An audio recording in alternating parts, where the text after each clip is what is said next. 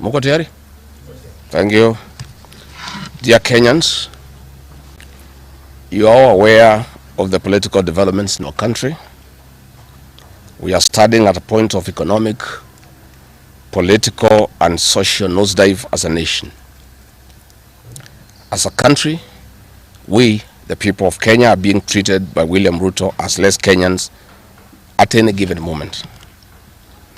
Driven by the resolve for a better Kenya and patriotism, I have heard a call from the people of Kenya to speak into the matters that are of concern to them and all of us for our common good.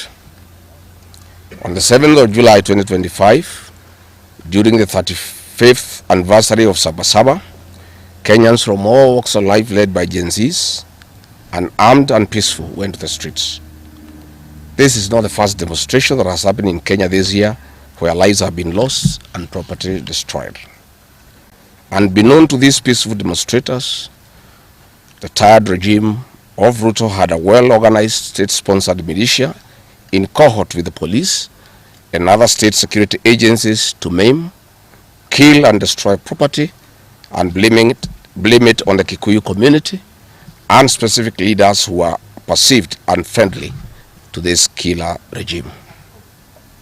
This targeted profiling of the Kikuyu community and destruction of their specific business is an economic sabotage not new to the narrative of William Ruto. On the 30th day, these state-sponsored militia, under instructions and guidance from the police, were dropped in different places in the country and mostly in the Mount Kenya region and other regions not perceived friendly to the government. They were strategically dropped past midnight, and then roadblocks were placed by the police while others was dropped early in the morning. The militia were procured by Ruto, governors and MPs allied to him. These regions included Nairobi, Kiambu, Kajiado, Kisii, Nyeri, Murang'a, Kiambu, Kirinyaga, Meru, Nyandarua, Kajiado, Kitengela, Ongata-Rongai, Machakos, Embu, and in Wote. They had clear instructions to loot and destroy specific properties under police supervision. A killer squad of 101 that works under the Director General of the National Intelligence Service, Nuruddin Haji, was armed with assault rifles and drove in a convoy of unmarked Subarus, shooting and killing innocent protesters aimlessly in the streets and estates. This squad in Subarus, hooded and masked against court orders, are disguising themselves as DCI's officers, yet we know they are not. In fact, I would like to clarify that the National Intelligence Service has procured Subarus to give an impression that this killer gang is from the DCI. The truth of the matter is that this has nothing to do with the DCI. This is the National Intelligence Service, and this squad of 101 people was formed when I was still in government. Officers were recruited from the administration police unit for special training by NIS on abductions, killings, and cover-up. And this is a squad that is killing the people of Kenya. The killings and the business destruction pattern point to William Ruto's ethnic profiling narrative, which he is a master with no rival. With a close coordination of PS Interior Raymond, this narrative was boosted online by state bloggers to spin the narrative. The Cabinet Secretary Kipchumba Murkomen's public to shoot to kill order, coupled with assurances to police officers that the government will not cooperate with the investigators in police conduct, has emboldened security forces. Police officers are now on record threatening citizens who are in their homes, boasting of their license to kill, acting with a confidence that can only come from the highest echelons of power. Mr. Murkomen's admission that these are not just instructions from him but orders from above removes any ambiguity about where responsibility lies. It will be recorded that in the run-up to the 2007 general election and its aftermath, the narrative of 41 against 1 was a masterpiece of William Ruto. The target was profiling Kikuyus against the rest of the country. To a large extent, he succeeded, and every Kenyan knows what happened, and it is also fresh in his mind of the ICC ordeal still hanging on the neck of William Ruto today. We remind William Ruto that his ICC cases are not yet over. They have been paused after witnesses disappeared, and what he is pretending over are crimes under the Rome Statute. It is clear history is repeating itself, and the architect William Ruto is back on the deck. He is hell-bent to finish his unfinished business with the people of Mount Kenya, destroy their businesses and make them black sheep of Kenya. Despite this horrible experience, the people of Mount Kenya voted William Ruto to a man in 2022 general elections against the advice of President Uhuru Kenyatta, whom Mr. Ruto had branded as a drunkard and a useless leader. Today, the people of Kenya, and especially the Mount Kenya region, feel sorry that they did not heed to the advice of Uhuru Kenyatta. These state-sponsored militia were key in touching of various parts of the country with ease of police assistance to prefer terrorism charges on specific people from the Mount Kenya region. So far, about 50 young people are in courts in trumped-up charges of terrorism in scenarios of state-managed crimes by the state. Again, this is a clear onslaught on the Kikuyu nation. A case in point, when a police station in Mawego in Homa Bay County was torched, the suspects for that particular crime have been charged with arson. But when a police station is alleged to have been torched in Kiambu, suspects from the Kikuyu nation are charged with terrorism charges. This is serious ethnic profiling. Last night in Juja and Kirinyaga, these state-sponsored militia invaded various businesses. Luckily in Kirinyaga, after Wananchi went to Sagada police station and they refused to act, saying they had orders from above not to interfere, the people organized themselves and repulsed the militia. Mr. Ruto's ethnic profiling has led to the destruction of the foreign properties belonging to the people of Mount Kenya. Maguna supermarkets in Meru, Kahawa West and Muranga. Nice supermarkets, hotel and petrol station, and nice city in Mwea in Kirinyaga. County supermarkets in Kabati and Kirinyaga. Power Star supermarkets, Quick Mart supermarkets in Eastern Bypass, Shell and Totomin markets in Roiro, Chill Post Hotel in Gong, Boju Shop in Keserian, Homegrown Supermarket among others, and the Family Bank in Kahawa and Roiro.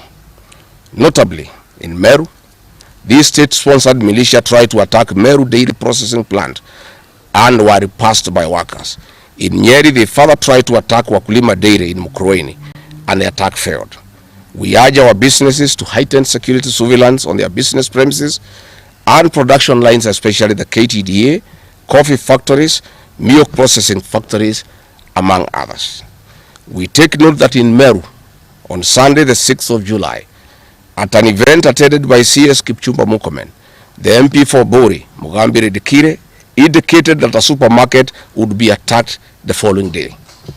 As sure as December 25 is Christmas, and true to his word, Maguna supermarket was torched by the state-sponsored militia, which the MP was private to. Why hasn't Mugambire Dikire been arrested? How did he know that a supermarket would be attacked? This is selective justice. The evidence that these militias are state-sponsored is plain for all to see.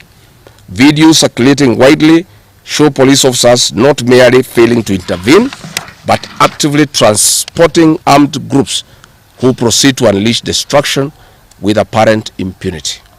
Uniformed officers have been seen standing guard as these groups rampage. They are in action and a stark contrast to strong statements being made by government. In Nyeri, journalists were attacked by these militias in the presence of the police. It is well documented. This is a clear indicator that Ruto is working with governors and MPs allied to him to destroy businesses owned by the Kikuyu, the Meru and the Embu, and blame it on people who don't support his administration. This is a tactic that was used by the colonialists with the collaborators who searched earth policy and torched buildings and businesses and blamed it on the Mau Mau. This divide and rule tactic will not work, Mr. Ruto. We know that in Meru, they want to use this mayhem to blame Mithika Linturi In Embu, they have already blamed Mkunji Gitonga. In Kitengela, Gong, they want to target Senator Seki and MP Onesmus Ngogoyo. In Nyeri, they are trying to haunt Honorable Kagusha. And in Kirinyaga, they are targeting Senator Murango. We want to remind President Ruto that it is not the Kikuyus who want him out of office. It is the entire people of Kenya. Kenyans are suffering equally across the country. That is why Kenyans have said, if you, Mr. William Ruto, believe that it is the Kikuyus who want you out, then all Kenyans are Kikuyus. I want to thank the people of Kenya for standing out against this tribal profiling of the Kikuyu. The people of Kenya yesterday did wonderful by saying that the Kikuyus should not be profiled. This morning, I've seen Ruto covering and wailing in uncontrollable anger. Mr. Ruto, excessive anger is not a solution. I want, with a lot of humility, to advise you to stop being angry. That will not help. You need to know what you need to do because you have not been listening to the people of Kenya. The people of Kenya are more angry than you are. They are angry because you have overtaxed them. There is wanton corruption. There is abductions and extrajudicial killings. There is ethnic profiling and other ills that bedevil your administration. If you want to be calm, please abolish the housing levy and give dignity to the payslip. I have heard you saying that you cannot give jobs to the young people. Please restore the dignity of the payslip. Restore the capacity of the middle class. The middle class will give jobs to these young people. Stop killing and profiling the young people. Listen to them.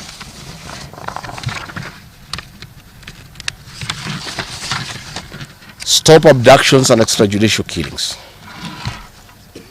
Abolish, disband the killer squad of 101 officers at Anudin Haji. Give hustlers the jobs that you promised them. Mr. William Ruto, you are the one who promised. You cannot cry today that you have no solution, saying that other presidents have not been able to do it. You are the one who promised these young people. Stop police brutality. Stop abductions and illegal detentions. Get the hustlers from the bottom of the economic pyramid as you promised.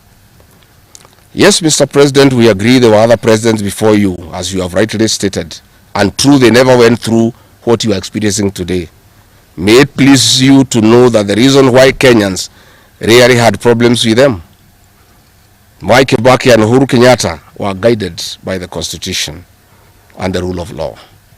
They did not capture our constitutional institutions to work for them instead of working for Kenyans. They never killed children. They never attempted to build churches in State House. They never organized militias to destroy people's property and kill them. That is why you have a problem. And we also want to remind you that Mwai Kibaki had a difficult time from you, William Ruto. Videos are everywhere. You cannot say that Mwai Kibaki did not face resistance. It's on record that you gave hell to President Kenyatta for 5 years.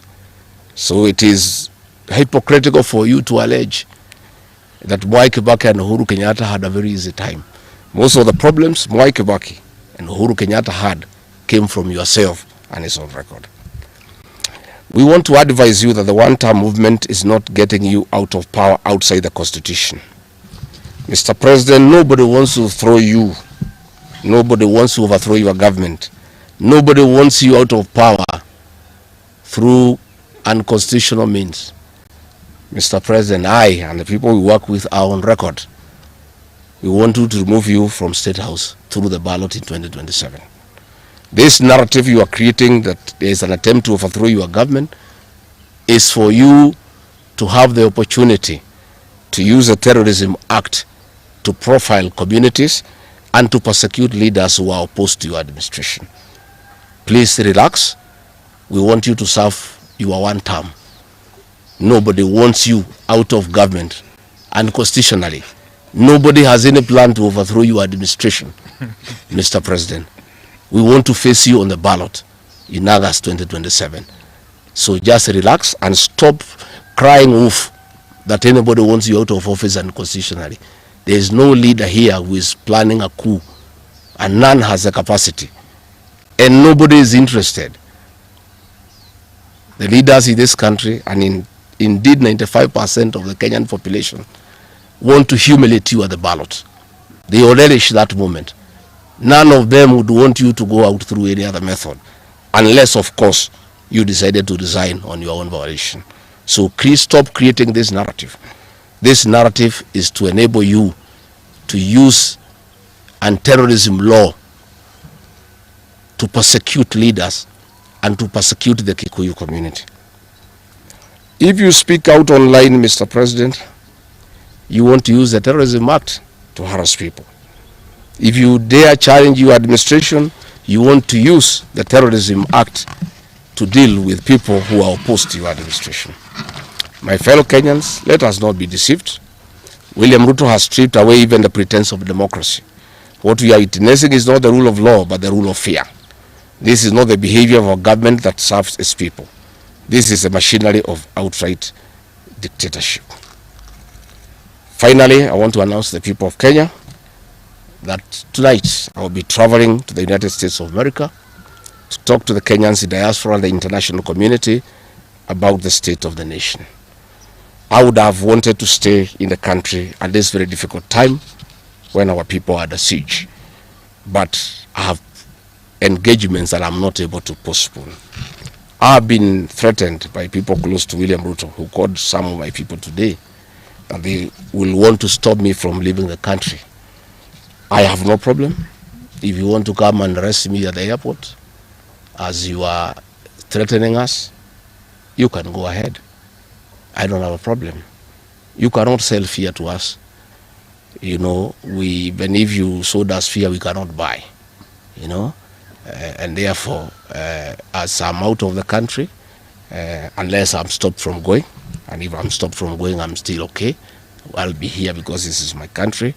We have made sufficient arrangements with other leaders in the united opposition to create a pool of lawyers to come in through for our young people who are being persecuted on trumped-up charges of terrorism. And I want to explain. I have heard the president saying that people have attacked police stations and the law courts. It was all stage managed by the MP for Kikuyu. How do you explain that people can walk into a police station and they are not armed and take over the police station from armed police officers? How do you go to the courts that are guarded by armed police officers and touch them? All these attacks of vital installations were stage managed by William Ruto through Kimani Ichung'wa to create the opportunity to prefer charges against people using the Anti-Terrorism Act. That is the reality. So nobody has attacked any police station. They were all stage managed by government. And what is happening is history is repeating itself. This is exactly what Moi did in the 80s against the Kikuyu community. After the abortive 1982 coup, he used sedition laws and the clandestine Mwa Kenya movement to profile the community and hold people into court, and they'll be taken by Bernard Chunga after 5 p.m. This is history repeating itself. I want to ask our people to be calm, to be cautious, and to be strong. I want to appeal to our young people, the Gen Zs. Looking at the scenario of what is happening and what William Ruto has planned, I want to ask my children, my sons and daughters, to consider applying the next onslaught against the President William Ruto by getting IDs and registering as voters so that they can deal with William Ruto on the ballot. Because I fear for them. Anytime they go out to the streets, they are killed like chicken. I would like to preserve to us these children. We would like to live with them. We would like to see them grow. And when we look at the desperation of William Ruto and the brutal force he is using against these children and the use of state militias to attack them, I'd like to plead with them to consider to join us, we in the opposition, by registering as voters. And in 2027, we'll be able to get rid of President William Ruto. William Ruto, finally, let me ask you a question. The Kikuyu nation, the Mount Kenya people, you call tribalists every day. These people you are waging war against, their businesses, are the same people who voted for you, even after what you did to them in 2007. They forgave you and considered you as a person they can elect as president. You have turned against the community. You are trying to mobilize other Kenyans to profile them and to fight them, but they have refused. These same people from Mount Kenya have the capacity to support somebody else. It must not be you. And they proved that they are not tribal by voting for you when you are Kalenjin. They can vote for a Kamba. They can vote for a Kisi. They can vote for a Luya. They can vote for a Masai. That sense of entitlement that you are having to the Mount Kenya vote is misplaced. They voted for you, yes. You betrayed them. You turned against them. They don't have to vote for you again. Please stop persecuting them into submission. They will not submit to your brutality, to your vicious attack against them and their leaders. That I want to tell you for free today. I have listened to you talking with a lot of anger, calling them tribalists. They are not. How can they be tribalists when they voted for you and you are not one of them? But you don't have a sense of entitlement that they must vote for you. You know what you have done to them and why they have reacted the way they have. And I want to assure you, you cannot scare them into submission. Even if you jail them, they will not submit. These are seasoned descendants of the freedom fighters, and they cannot be intimidated. So let me encourage my leaders here as I go away to remain strong, to remain focused, and to speak for the people of Kenya.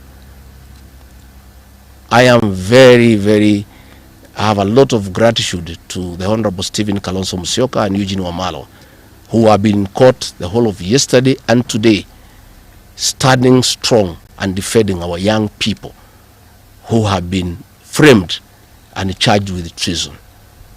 For those two leaders, I want to give them the gratitude of my community and our leadership. They have come through for a community when it's under siege, and we are indeed very, very grateful.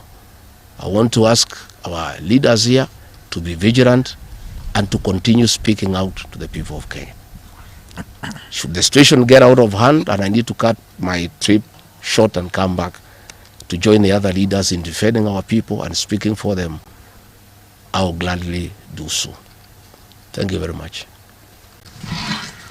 Good. That's comprehensive. I don't think iko maswali hata kidogo. Labda ile watu ya Kameme iko na igoro.